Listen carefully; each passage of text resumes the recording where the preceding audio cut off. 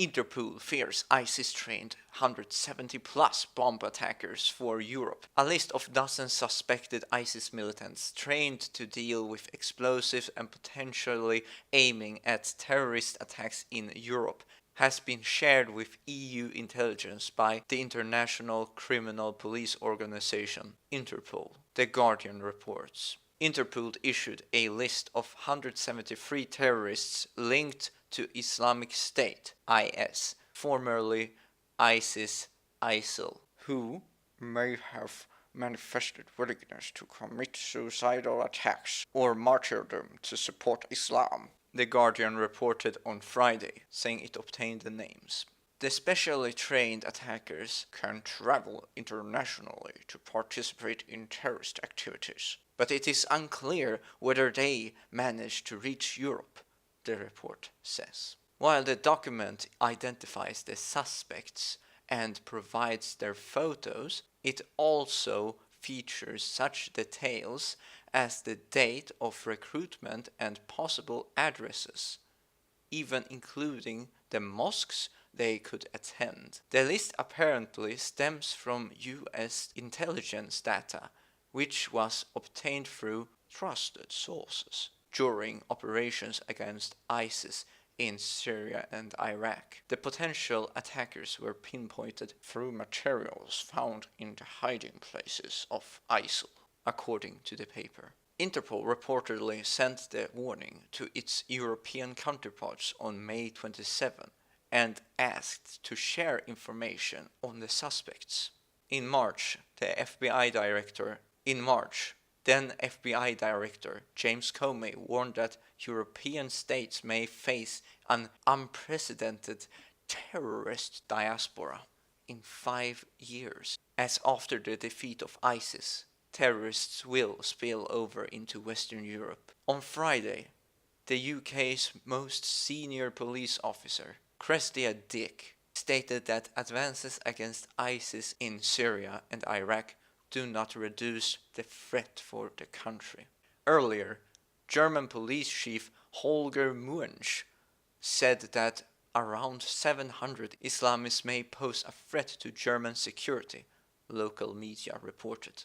ISIS continues to plan more complex and mass casualty attacks in the West, particularly Europe, according to a report from Europol. The agency also warned that terrorist tactics and techniques are transferred from the current conflict zones, including the illicit spread of bomb-making knowledge and instructions.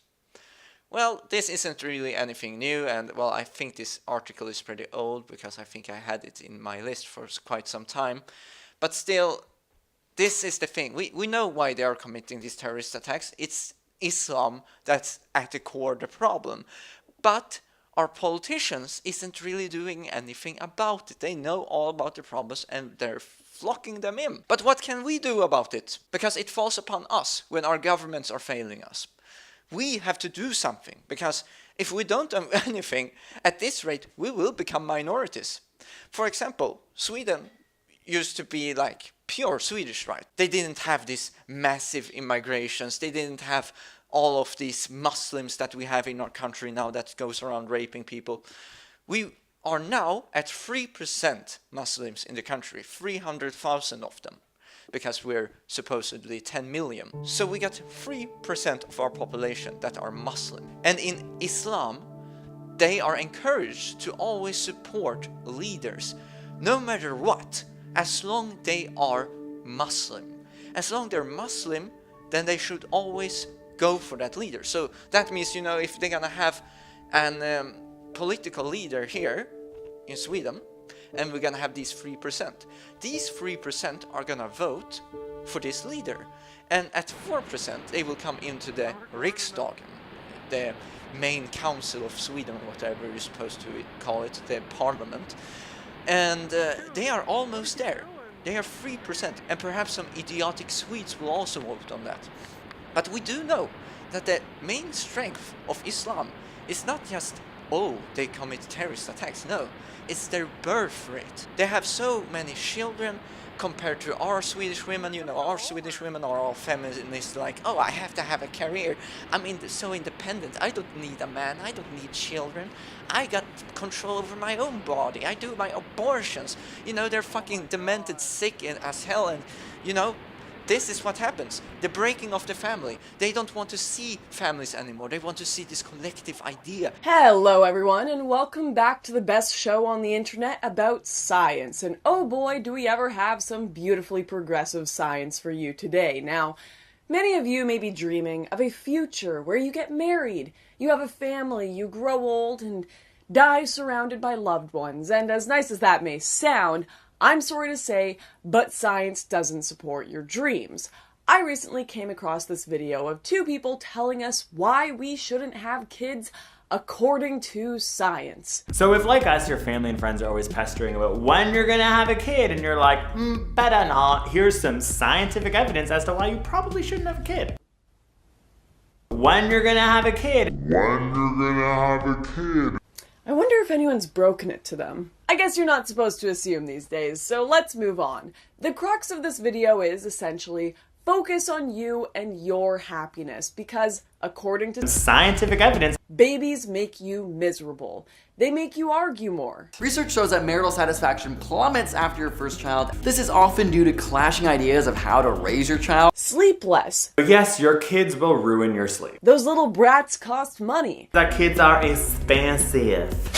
And employers even get more sexist when you have kids as a woman. If you're a woman with a child, you make 3% less than a woman that is childless. So don't waste your time investing in some little monsters when, let's face it, painting your nails baby blue instead of painting a crib room will basically fulfill you the same way in the long run. Now, I never thought I'd look for parental advice from a gay couple who are statistically far less likely to have kids, but hey, I'm pretty progressive, and they have totally objective, totally unbiased science on their side, so let's have a look at the cold, hard, empirical data that these two managed to compile for us when they weren't too busy playing Oppression Olympics with friends. First things first, let's take a look at marital satisfaction, because honestly, who cares about costs and sleep if you feel fulfilled at the end of the day? Perhaps your relationship is in a rut and you think that kids might bring you closer together.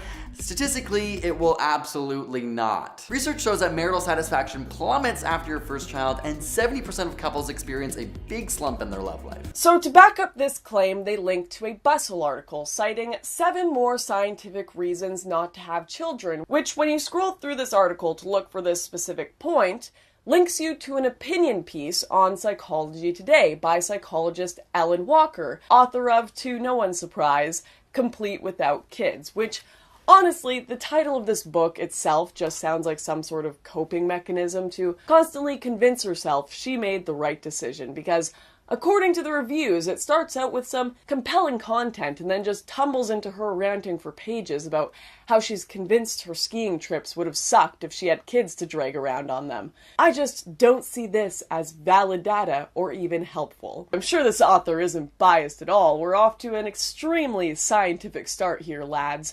But regardless of slant, who really cares if you have the data to back you up? So let's check that out. And nope. No links, no citations.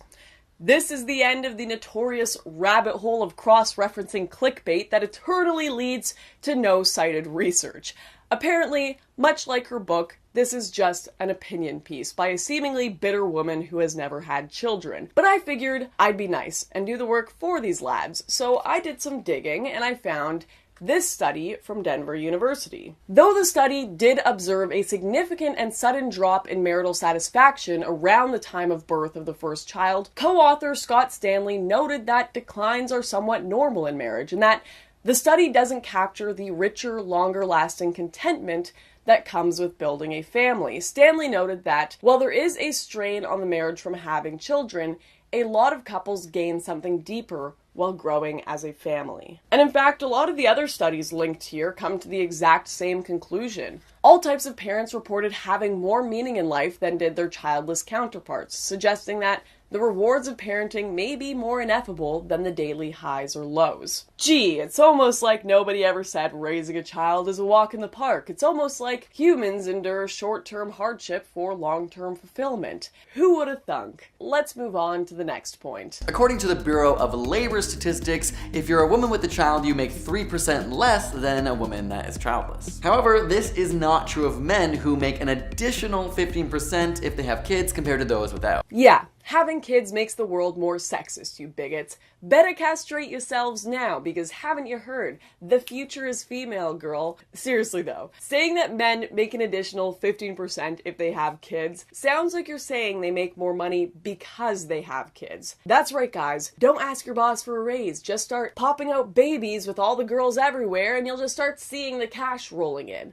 Correction, you'll probably see it roll out in the payments you have to make. Correlation does not equal causation. There could be multiple other reasons why men with children earn more than childless men, like the fact that higher earning men feel more financially stable and therefore will have a family. They have to work longer hours to support a larger family, and because women are more likely to choose a higher earning partner to father her children. And as for the difference between men and women, well, we're back to basic wage gap nonsense. Even the article cited by these guys mentions that the disparity can be attributed to differences in careers and work hours. It has nothing to do with how hard you work, how many hours you work, or the job you have, but the double standard idea that men are breadwinners and women are caregivers. Well, okay then, I guess it has nothing to do with any of that. You may be wondering how the hell he came to this conclusion. Employers see fathers as committed and stable, whereas they see mothers as flaky and distractible. It looks like he has totally decided to throw away all other findings by the Bureau of Labor Statistics on women working less time and going into lower paying fields, and just link this study called Getting a Job. Is there a motherhood penalty? And of course, there's also the one other reference from Business Insider that mentions employers may view motherhood as a signal of lower levels of commitment and professional competence, which I'm sure has absolutely nothing to do with the fact that 43% of highly qualified women with children leave their careers. Or the fact that even if they stay in their careers, by the time a mother's first child is 20, women have on average worked for 4 years less than men. There's just so much science here, I really can't handle it. It's just so scientific. Now, apart from stating the obvious, like the fact that kids are expensive and that parents get less sleep, which are typically sacrifices people make for things they like, these two wonderfully progressive gents continue their persuasive PSA against parenthood by citing overpopulation and environmental damage. Well, there are currently about 7.5 billion people on Earth, and in this second, 4 kids were just born. And many scientists collectively agree that if you factor in fresh water and the amount of food available, the Earth can only really hold 9 to 10 billion people. If you guys really cared about overpopulation, you would be supporting initiatives trying to reduce the astronomical birth rates in developing nations that are causing the bulk of overpopulation. But that would be racist, wouldn't it? So instead, you go around telling American millennials to go childless, who are strangely being simultaneously told that they need mass immigration to save them from the horrors of an aging population. So you guys really should at least give a shout out to the demographic of people that your video is most relevant to, third world immigrants who have significantly higher birth rates than native Western populations. But once again, that wouldn't be very progressive, would it? And of course, how could I forget the environment? Think about it from your carbon footprint. 1 kid in America is the equivalent of 106 kids in Haiti when it comes to how much carbon dioxide is produced in their life. So if you're trying to go green, you could go vegan, you could ditch your car, you could stop flying everywhere, or you could just not have a kid. You know what? That's a really good point. You can also reduce your carbon footprint if you just stopped eating, and if you stopped exhaling all of that CO2 gas. In fact, the environment would be much better off if we all just killed ourselves. Go green. Saying that people should stop attending to their biological imperatives in order to save the environment isn't so much bad science as it is bad reasoning. But the last reason they give not to have children really gets to the crux of the matter. But kids bring so much joy into our lives, right? Well, sometimes research does show that if you wanted to have kids and have them, your life satisfaction can increase, but no more than people who are childless by their own choice. The study they're referencing here sampled 1.8 million Americans with and without children, with statistical controls for background factors such as wealth, education, and health. The study found that the presence of a child has a small negative association with life evaluation, but once again, correlation does not equal causation, and we cannot infer from this that having children in your life causes lower life satisfaction. It might be the other way around, that people with lower overall life satisfaction are more likely to have children, possibly in hopes of increasing their life satisfaction. Or it may be even more complicated than all of that. All things controlled for, people with children take on more long-term responsibility over their lifetime than people without children. This means that people with children and people without children judge their lives on a very different metric. Those with children have to take into account how well they fulfilled their responsibilities as parents. They have to concern themselves not only with their own well-being, but the well-being of their children, and overall, parents are probably judging their life satisfaction on a much higher metric than non-parents. So the real question here probably goes a little beyond what scientific inquiry can capture. Having children isn't as much about satisfaction and happiness as it is about responsibility and meaningfulness. And as humans, we create meaning in our lives by restricting our lives in the form of responsibility. Take sex, for example. Sex only means something beyond carnal pleasures between two bodies when you restrict yourself to having sex only with someone you love. Interestingly enough, the research of the last study also found that parents experienced both more daily joy and more daily stress than non-parents. So even though the childless reported higher overall happiness, their lives weren't as dynamic and filled with the ups and downs that come with the responsibilities of parenthood. In other words, a happy life is not the same as a meaningful one. Certainly, a life that is all ups without any downs will be happier, but is it a life worth living? The idea of meaningfulness seems to have gotten lost on our generation of liberal millennials who'd rather save up their money for the latest iPhone than invest in their children's future, or they'd rather spend time figuring out which of the 76 non-binary genders they truly are inside instead of spending that time raising a family. And I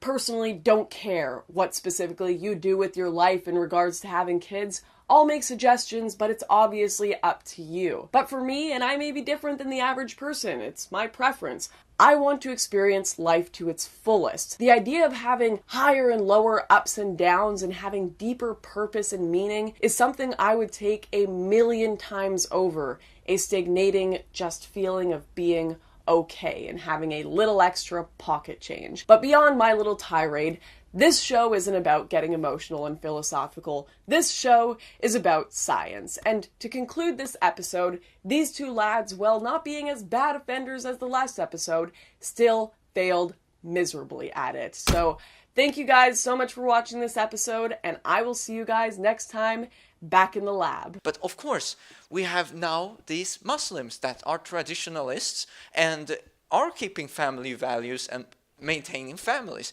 And even Erdogan's advisor said, have 5 children, cause riots and fights in Europe, it's a holy war. You know, he called for freaking jihad. Even Linda Sarsour called for jihad. I mean, if you can't take this thing seriously, well, I guess you deserve having your family raped, having your daughter attacked in school, and plus it's mandatory to learn about Islam in school now.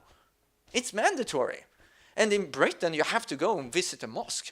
And 5th graders are learning about Islam, but they're not reading about, you know, the core of it. They're not reading about Sharia law, etc. No. Just forget about all that. It's all peaceful and good. Only people that disagree with Islam are Islamophobes. It's crazy stupid.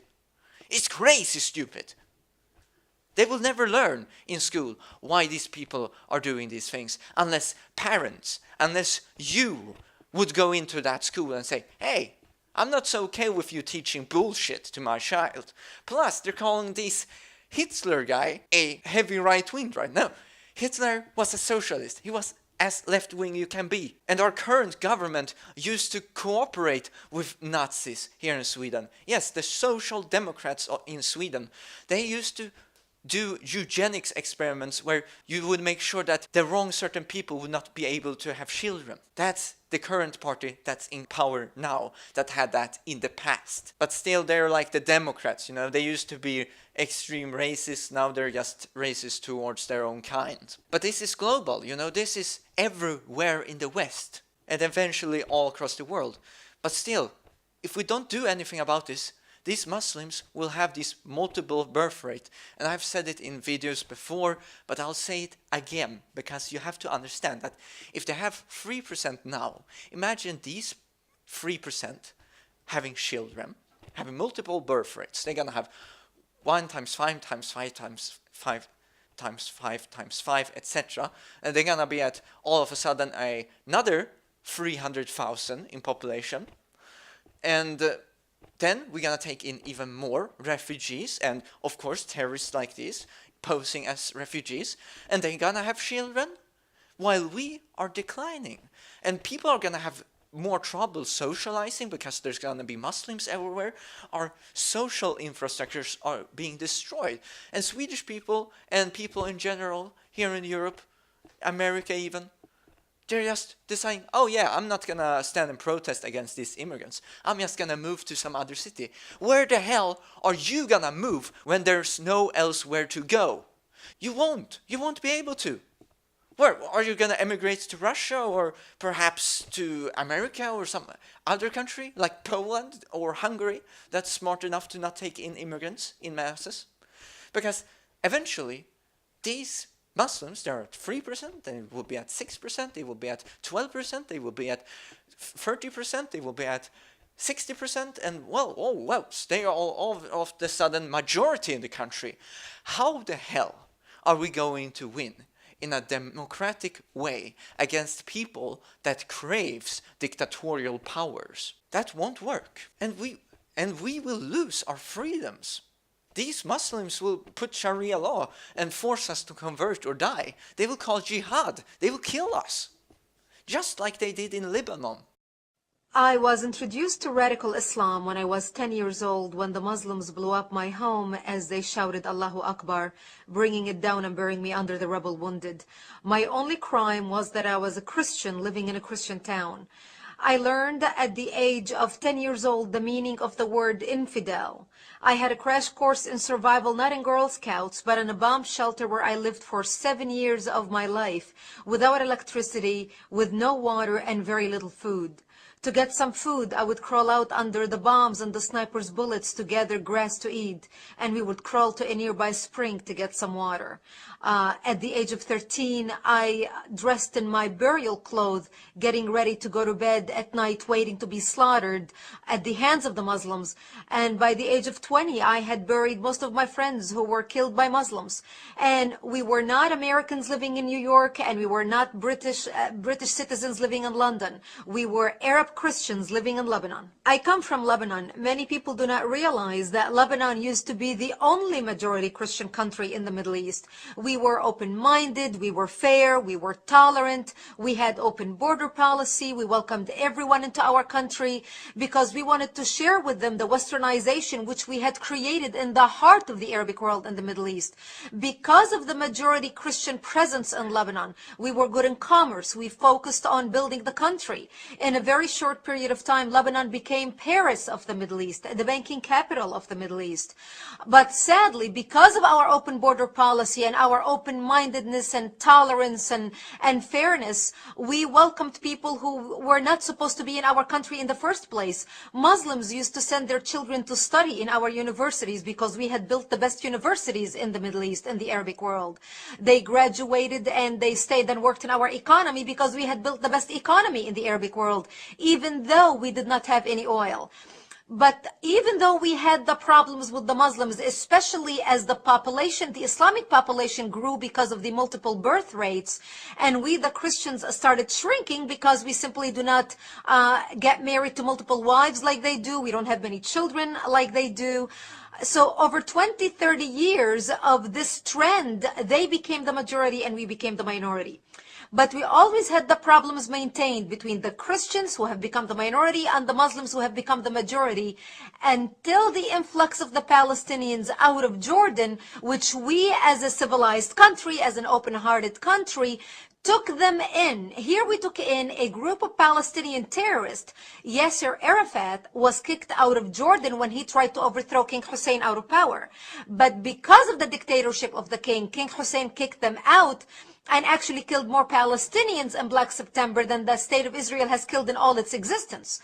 We, as a majority Christian country, open-minded and fair and tolerant and multicultural, we were the only Arabic country that took a third wave of Palestinian refugees into the country. Once they came in, the majority of them were Muslims. They put their heads together with the Muslims in Lebanon and declared war on the Christians. And that's when the civil war began in 1975. I was 10 years old when the war started. Because of the presence of the Palestinians and because of the open border, a lot of Muslims poured into from Arabic countries throughout the Middle East to help the Palestinians establish a presence in Lebanon. They wanted to use our open borders, our laws, our westernization, our fair and open-mindedness against us, using our laws against us. People do not realize that Lebanon is a republic, very much like the United States of America. So our enemy was able not only to infiltrate our country, but also use our existing laws to their benefit to establish their presence and twist the laws to their side. And we had many people in the country, including many Christians, who actually marched with the Palestinians and the Islamists, asking for more Islamic representations in the government for them, thinking that they're taking on the cause of the underdog. However, once the massacring began in 1975, once the Muslims became the majority and started taking over Christian cities and towns and killing them, that's when they would walk into the Christian homes. And some of those Christian leftists who basically demonstrated with the Islamists and said, "What do you mean you're here to kill us and to slaughter us? We demonstrated with you. We pushed for your rights in the government. We pushed for you to take a part of whatever we had established." And the trends that we saw happening in Lebanon, once the Muslims and the Palestinians started massacring the Christians, and they would walk into Christian homes, and even some of them leftists who demonstrated with the Islamists and fought for new laws to be established in the country to protect the presence of the Palestinians who came to the country under refugee status. The Muslims would kill them and they would tell them, "You were as infidels as any other infidel and you deserve nothing but death." And those stories we heard from those who fled and came to our area, which was the last Christian area left in southern Lebanon. And this was the price that we paid for our open-mindedness and our tolerance of those who came into our country, who had no intention of assimilating with us, who had no intention in becoming a part of the Lebanese society and advancing with our Western advancement in the Middle East, but wanted to come, and once they became the majority, wanted to impose their backwardness, their way of life, their way of being on us, which brought our culture down. And today when you watch the news, you are no longer seeing Lebanon as Paris of the Middle East. You are seeing Lebanon as a terrorist infrastructure, a terrorist organization where Hezbollah, Iran, Syria, and the axis of evil have taken control of the country and basically now becoming a hotbed of Islamic extremists spreading their extremism all throughout the world. Once the call of jihad was uttered by the combined forces of the Muslims, regardless what their background was, they started massacring and killing the Christians. They would walk into the Christian towns. They would massacre the elderly and the children as well as the men and women. They would walk into a bomb shelter. They would find a mother and a father hiding with the bomb shelter. They would take one leg of the baby. They would have a little baby, take one leg of the baby, tie one leg to the mother and another leg to the father, and then pull the parents apart, splitting the child in half. They would walk into our churches. They would urinate and defecate on the altar using the Bible as toilet paper. They would crucify the Christian men on a cross and then put honey on their chest and on their private parts to kill them so they can be stung by bees as they died slowly. This became the fate of the Christians. During the Lebanese Lebanese civil war, and which was, by the way, not a war between the Lebanese Christians and the Lebanese Muslims. It was a war between the Lebanese Christians trying to defend their existence in the Middle East and their democracy in the Middle East, and the Muslims who came from all around the Arabic world to fight with the Palestinians, to create a base from which to fight Israel, kill the Jews and throw them into the sea, and take Lebanon and declare it an Islamic state. And this is what they have been trying to do, and they have successfully done that using our laws. Today, the Christians in Lebanon are less than 20%. And during the Lebanese civil war, 160,000, an estimated 160,000 people died in Lebanon. 100,000 of them were Christians. So here we went prior to 1975 being majority of the population, 65% plus, to today being less than 20%. And today, those who are still living over there, if the United States or any other country would offer them visas to come to the West and leave the Middle East, they would do that in a heartbeat. But we aren't just the only ones that are being stupid, because there's people organizing them coming here. Yes, the Globalists, the Social Democratic Party, for example, here in Sweden, that invites them so much. And these Muslims, they even join not conservatives parties from before. I mean, obviously, when this new Muslim party is gonna come, lots of people are gonna start to vote on that and work there. But still, they have in the past been in the Green Party and the Social Democratic Party and trying to influence and infiltrate those parties. But the thing is, they are being played for a fool. You know, eventually, they will most likely call for martial law and take away all of our freedoms and strip away religion as a whole. I mean, why the hell have religion when they do terrorist attacks and blow people up? Why the hell should we have religions? We need ultimate state power, because you people can't control yourself. You with your conservatives' ideas, like that guy in the European Union hates so much. Have a new strategy of change for this European Union. And when I'm talking about change, I'm talking about real change. Not what Mr. Kamal has said is calling for. He has used, I think, at least 10 times the word change is an intervention, but what he is calling change, I'm calling it blocking all progress. It's going out of the euro, it's breaking up Schengen, it's stalling labor mobility, it's abandoning all European common policies. So less integration, less Europe. That's no change, that's regression, dear colleagues. Regression it is. No. What does it mean, the word conservative? Well, nothing, yeah, that's a good explanation.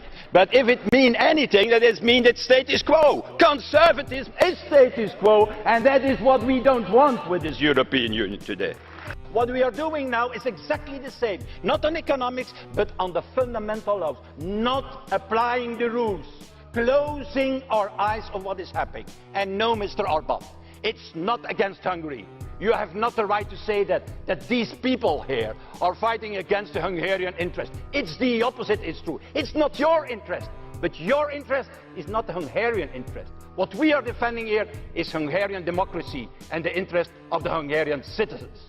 God damn, I hate that guy. He's the most despicable guy to look at. I mean, look at his face. Ugh, looks like his eyes are about to fall out and he's like rotting alive.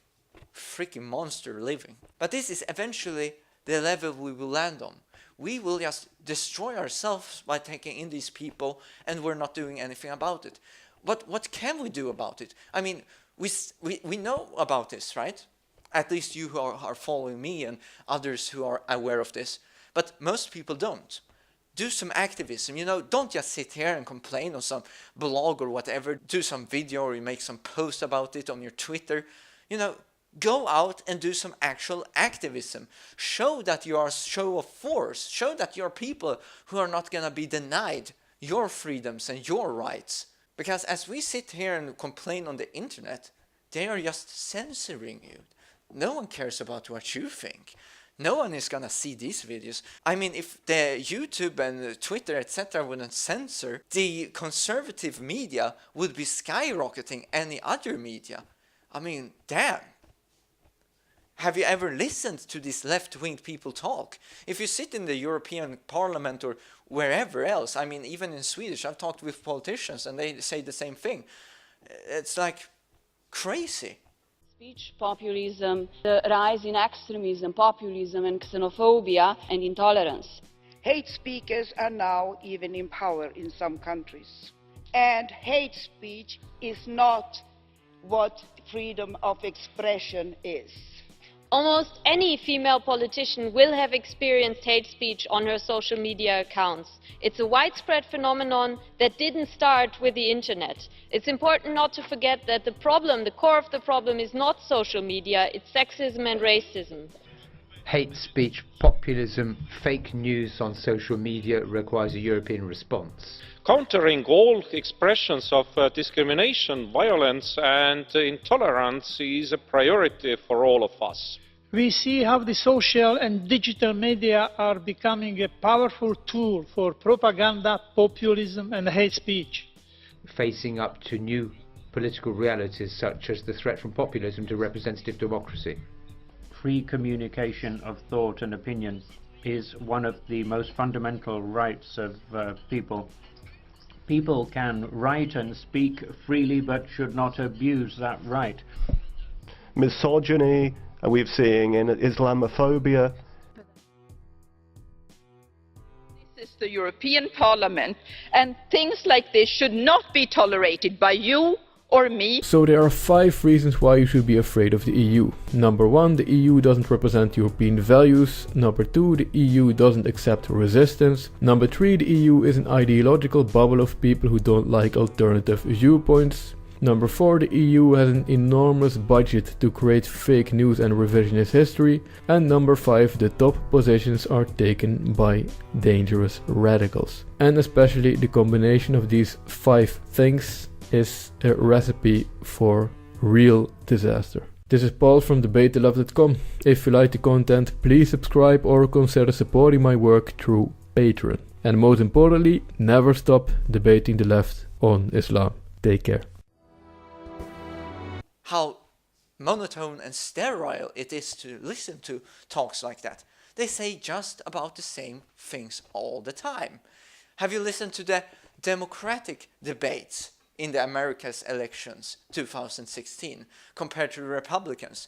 You will notice a huge, vast diversity in the intellectual value, as well as racial, because I actually think it was just only white people running for Democratic candidacy.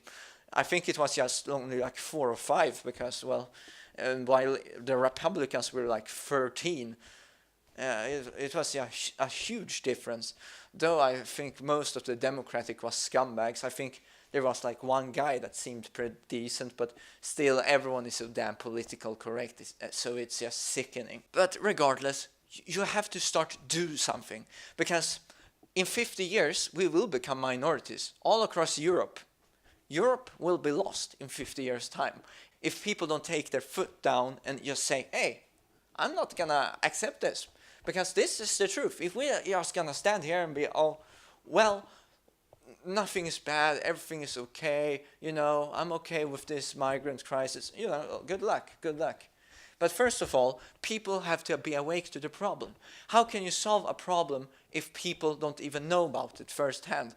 I mean, I think if you're gonna ask 10 people on the streets, more than half won't probably know anything about globalism, they won't know much about politics at all, considering how people are dumb enough not to know who the president of America is when they live in America. I mean, god damn it. There's no wonder why we are in such a bad shape. And I mean, this is America. This is supposedly the most free country in the world, right? I admire America in certain aspects, and I hate America in certain other aspects. But this aspect of freedom and all of these things, America are the strongest in those. There's no other country that compares to it. And that people don't know the history of their country, that says a lot, doesn't it? The socialist construct are attacking us. People don't know about this. People have to wake the fuck up. If people can't wake up, then it's already over. Doesn't matter. Why do you have children? You want them to get fucked, raped, attacked? eviscerated, have them sit there and convert to Islam, be forced marriage to someone else. And I mean, eventually, the only option will become civil war. The only option will become a massive revolution, where we will either have to force these people out by force and war, but at this point, I think the technocrats would just seize total control and force martial law and would have lost. But if not us, I will say it again, like I've said 1,000 times before, the Muslims will call for jihad and do the same bloody damn thing. But they will throw out the majority, or should I say the old majority, because they become the new majority. This is the history throughout the Middle East and Northern Africa, for that matter. I mean, remember, Islam was founded in the 600s, right? And considering that, look how big it is now. They weren't on the map. Now they're everywhere. Let that sink in. Just look up a map with Sharia zones, etc., and you will see how widespread Islam is. And then you see that they're infiltrating our countries. And this is just purely under the mantle of taqiyya in order to kill us. But you know, if you don't act, then what's the point? You know, we might as well just say, let's just abandon this boat. There's no point. We're just floating in a river until we fall down a waterfall. It's no point, really.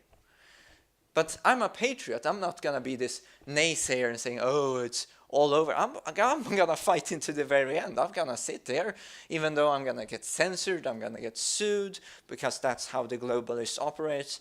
And I might just get looked up and get killed, personally, because some people might not like what I say. But still, I'm barely getting any views anyway, and I think it's pretty much impossible for me to grow. So yeah, you know, if you're there watching the video now and like what I have to say, I mean, it's very morbid stuff, I know, but it has to be said because this is the truth. If we don't do anything, we will get extinct. They will annihilate us. Not just our race, but our very culture, our way of life, our faith. And the European Union is denouncing our faith. And they're not even allowing in the museum in Brussels of the European blah blah blah. They're not even allowing Christianity, which is the foundation of Europe. But you might ask, well, I'm not a special person, I'm not a politician, I can't do anything. Well, you don't have to be a politician to do something, really. The best way of peaceful action you can take is to go out on demonstration. Just show number. You know, take your family out to some nice rally supporting a party, for example, a party that will be all against the European Union and policies like this. I mean, you have to figure out which party in your country are gonna be there for your intellectual value. And if you can't figure it out, just look at which party all of these other parties are attacking, because usually they will use the strategy, oh, let's attack this party because they don't think like us. That's how they are. They all like to have one file way of thinking. You know, it's single filed how they think. And if someone thinks differently, they're going to attack them constantly for it. So that's where I do look at. And, you know, show numbers and share, comment, you know, make sure that you start conversations. I mean, for example, in my video, if you sit here now and watch this and listen to me like, oh, what can I do? What can I do? You know, leave a comment, say something, damn it. Try to make other people react. Share videos. You know, if you find something that's like, oh, this is mind-blowing, try and share it. And if you have some programming, computer skill, art, whatever, you know, do political paintings, you know, try to think of some motive and what speaks out to you the most. For example, look at Ben Garrison's art. It's amazing. And this is something you can do with a pencil and a paper. You don't need anything more than that, other than some brain cells and actually do something. You know, take your time, do something for your country. If everyone would do something for the cause, do something for the country, it would echo. And for each person that, sways someone else and makes someone else realize these problems and realize the bullshit the media is pushing on us, whatever you think you would be the strongest in, go and aid that cause. Because eventually, perhaps people would really wake up and the media would just crumble because their false narrative would just show itself to be obsolete. I mean, completely obsolete, like it's useless. It has no effect on people anymore. Pretty much like it has in America. The mainstream media is dying out. And God forbid Alex Jones is bigger than the mainstream media. People like Mark Dice, he's getting more retweets and likes on his posts on Twitter. But we need to have a similar success here in Europe. We really do. The South Africans need a desperate change. They're being hunted down and slaughtered on their farms. Over 400 incidents a year. And Australia, country that used to be very pro-Australia, etc. But now it's also a hotbed for terrorism. And of course, America is suffering from massive infestation of communists that have grown over the years, and Islamic terrorism as well. But we have to wake up and do your part. I mean, no matter how big or small it is, do something. But start at least talking with your family. Show images and videos and stuff like that if you can't speak well. Try to do something. No matter how small it is, it will help. Believe me.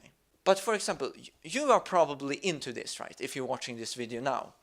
You're probably, I know about this stuff. I know that people are beheading people. We know that the globalists are trying to buy up the world and have a world government, etc., technocracy. Then obviously you know a far lot more than anyone else in your family. I mean, consider this.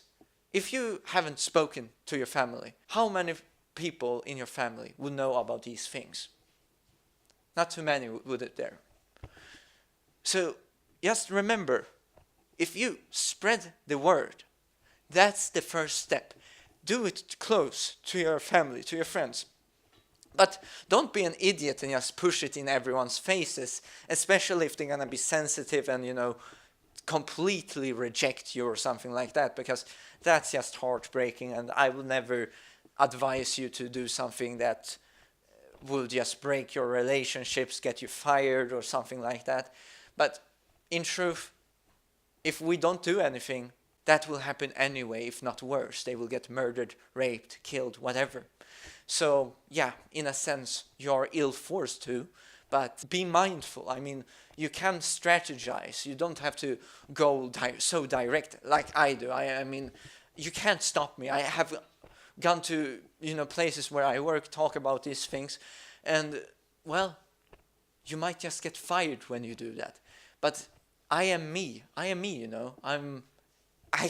just can't help myself, because I know of the ultimate outcome of this. I know the ultimate outcome, and I don't want to see that outcome. And I really hope you don't want to as well. But at least that's, I think, the real importance here. Not that ISIS are bringing in trained soldiers. I mean, they know about these soldiers. This is well known. We all know about this. This is nothing new. Like, whatever. Whatever if they're bringing in ISIS soldiers. Whatever. Doesn't matter. If we're gonna sit here and stand there, it's bad, well, it won't help. Because the politicians will still bring them in. They will still push policies that you don't want to have behind your back. It's so undemocratic, Europe. The European Union, everything. The UN even. It's the most anti-democratic things that exist, and they're trying to push for this federation of Europe. They don't want borders. They want open borders across the entire world. And they will stop at nothing to make sure that happens. And they will start by taking in these people relentlessly. But one thing I want to say is that, well, we take in these people. Is it for humanitarian reasons, economics, whatever it is?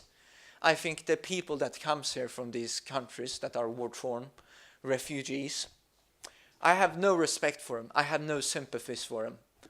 These men that come in majority, which mostly are economic migrants, which we already know, but still, when it comes to refugees, would you really take a coward that runs from war? It's a damn deserter, it's a damn coward that does not stand for his country. Someone that flees their countries have no spine. And now you have taken in people here with no spines.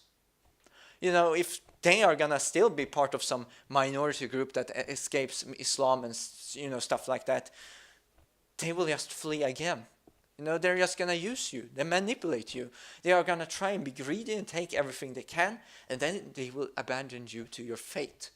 It's like opening your door to a stranger. He comes into your fridge, take all the food, and he leaves. And then his hunters comes to your house, and they will plunder and kill your family. And they will feast on whatever remains you have. That's exactly what we do with these immigrants. We have opened the door to them, to our very homes. And, well, soon enough, this will be the fate for everyone. But in the meanwhile, this is where I get off.